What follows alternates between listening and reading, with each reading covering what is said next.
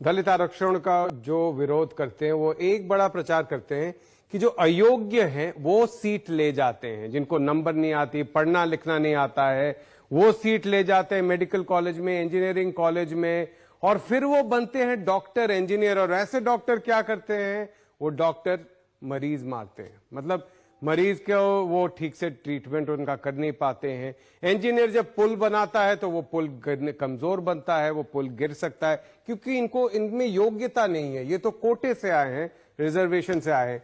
इस पे स्टडी बहुत कम हुए हैं कि जो दलित हैं उनका क्या परफॉर्मेंस रहा है। एक बड़ा स्टडी किया था अश्विनी देशपांडे और टॉमस ए वाइसकॉफ ने। इन्होंने एक सेंटर फॉर डेवलपमेंट इकोनॉमिक्स में शोध किया इंडियन रेलवेज पर, और इंडियन रेलवेज पर उन्होंने कहा, आप इंटरनेट पे ये आपको मिल जाएगा, does affirmative action affect productivity in the Indian railways, आप पढ़िए उसको। उसमें उन्होंने मॉडलिंग करके दिखाया कि आरक्षण से उत्पादकता और क्षमता, दक्षता यानी कि प्रोडक्टिविटी और एफिशिएंसी बढ़ी है, घटी नहीं, बढ़ी है। ऊपर से एक सवाल बढ़ाया जाता है, ठीक है ये तो लोअर लेवल के, ए और बी कैटेगरी में जो रिजर्व कोटे से दलित आ जाते हैं उनको काम नहीं आता है। अश्विनी देशपांडे और टॉमस ए वाइसकॉफ कहते हैं बिल्कुल उल्टा है। जो ए और बी ग्रेड में आरक्षण से आते हैं उनका जो परफॉर्मेंस है वो ज्यादा बेटर है, वो बेहतरीन परफॉर्मेंस है, उनके नतीजे और भी अच्छे हैं, उनकी उत्पादकता, उनकी दक्षता, प्रोडक्टिविटी, एफिशिएंसी बाकियों से ज्यादा अच्छी है। 2010 की पेपर है, आपको मिल जाएगा ये इंटरनेट पे। डॉक्टरों की बात करते हैं और इस पर मेरे कॉलीग हृदेश जोशी हैं। हृदेश ने एक डॉक्यूमेंट्री किया था, मुझे याद है, इसलिए आपसे मैं दर्शकों तक लाना चाहता हूं। एम्स में किस तरीके से जो आरक्षण से आते हैं उनको ट्रीट किया जाता है और उनका परफॉर्मेंस क्या रहता है। देखिए आनंद, मैंने इस पे एम्स के भीतर घुसकर काफी काम किया, क्योंकि लगातार वहां बच्चे कहते थे कि हमें जो है वो काफी बहुत ज्यादा एक हॉस्टिलिटी का सामना करना पड़ता है, एक आक्रामकता का।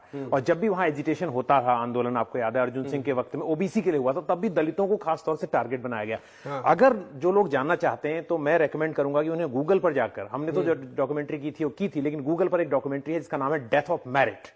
उसमें जाके आप देखेंगे 3 मार्च 2010 को बालमुकुंद भारती जो डॉक्टर थे, जो पढ़ रहे थे, उन्होंने आत्महत्या कर ली थी। और वो केस बहुत उछला था, लेकिन उसमें इंसाफ भले ही ना मिला हो, लेकिन उसने साबित किया कि उनको कितना ज्यादा प्रताड़ित किया गया। लेकिन एम्स के भीतर जाकर मेरा पर्सनल अनुभव रहा है, जब मैं देख रहा था, मेरे खुद पिता का इलाज चल रहा था वहां, तो मुझे बड़ा डर लगा, क्योंकि सारी टीम जो थी इलाज कर रही थी डॉक्टर्स की, वो सारे के सारे दलित थे। प्रोफेसर हमारे दिमाग में किस जहन में है, हमको इस तरह से पता है। तो प्रोफेसर राजेंद्र प्रसाद की टीम है जो वहां डॉक्टर है, उन्होंने कहा कि उनकी टीम इलाज कर रही थी और बहुत ही क्रिटिकल केस था। डॉक्टर ने कहा था इसमें कोई चांस नहीं है, कोशिश करके आप देख लीजिए। उन डॉक्टर से मैंने बाद में पूछा, जब मेरे फादर ठीक हो गए, कि आप एक ही टीम में क्यों काम करते हैं डॉक्टर राजेंद्र प्रसाद के साथ। उन्होंने कहा जो बात आप अभी कह रहे थे कि अगर हम बाहर काम करेंगे, किसी और डॉक्टर की गलती भी हमारे सर में आएगी। और दूसरा उदाहरण बहुत संक्षेप में बताऊंगा, वो सफदरजंग मेडिकल कॉलेज का है और ये डॉक्यूमेंटेड प्रूफ है। दिल्ली हाई कोर्ट ने 2004-5 में 35 बच्चे जो हैं उन्होंने एग्जाम दिया।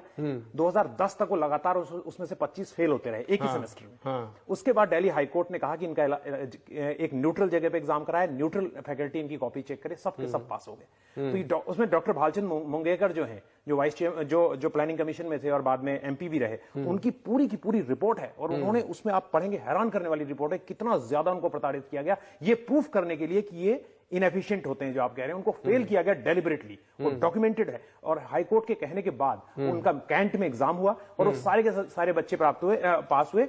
हमने भी उसे रिपोर्ट किया था और ये गूगल में आसानी से रिपोर्ट, और जगह भी मीडिया संस्थानों ने इसे प्रिंट में रिपोर्ट किया है।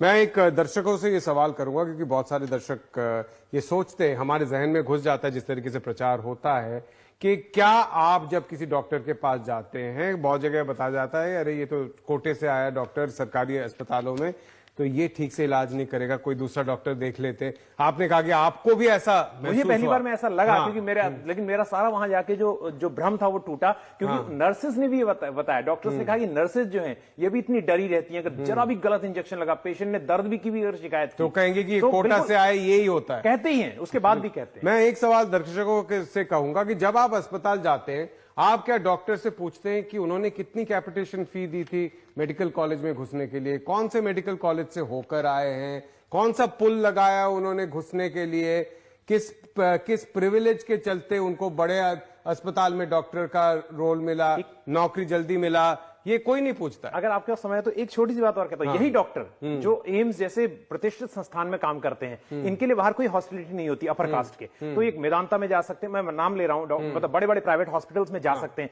लेकिन मतलब जो अच्छे नामी अस्पताल है वहां जा सकते हैं, क्योंकि उनके लिए ये बैरियर नहीं होता, उनके ये मानसिकता का उन्हें सामना नहीं करना पड़ता, विदेश चले जाते हैं। लेकिन गरीबों का इलाज आप जाके देखिए बड़े सरकारी अस्पतालों में कौन डॉक्टर कर रहे हैं। बिल्कुल बिल्कुल सही बात है।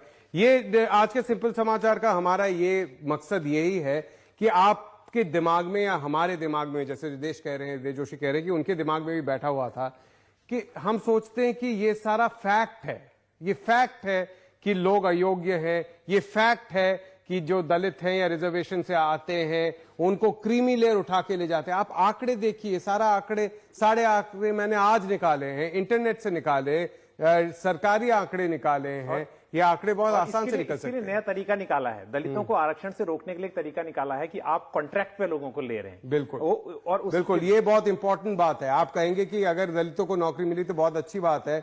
ये आखिरी पॉइंट मैं बता के जा रहा हूं कि कॉन्ट्रैक्ट में नॉन परमानेंट अस्थाई नौकरियों में रिजर्वेशन नहीं है और ज्यादा से ज्यादा अस्थाई नौकरियां धीरे धीरे बढ़ रही है और वहां पे दलितों को रिजर्वेशन नहीं मिल रहा है। ये एक इंपॉर्टेंट पॉइंट जो रिदेश जोशी ला रहे हैं। थोड़ा सा अपने अंदर सोचिए कि जो हम जनरल कैटेगरी की बात सोचते हैं वो क्या है। हमने खुद बोल दिया है लोगों को कि जो ओबीसी है और दलित है वो 50% के अंदर है, बाकी सब जनरल है। ये हमने खुद ही सोच लिया कि जो अपर कास्ट है वो जनरल है, बाकी सब कास्ट से चलेंगे।